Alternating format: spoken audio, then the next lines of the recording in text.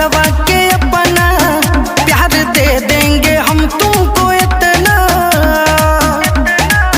वो दिल है बाबू तुम जिसके खोखा हो, अपने लवर को धोखा दो अब मुझे भी डार्लिंग मौका दो।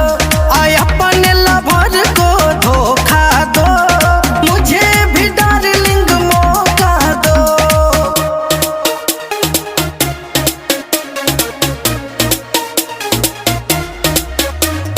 प्यार यदि करोगे खोल के मैं पटूंगे इमरान को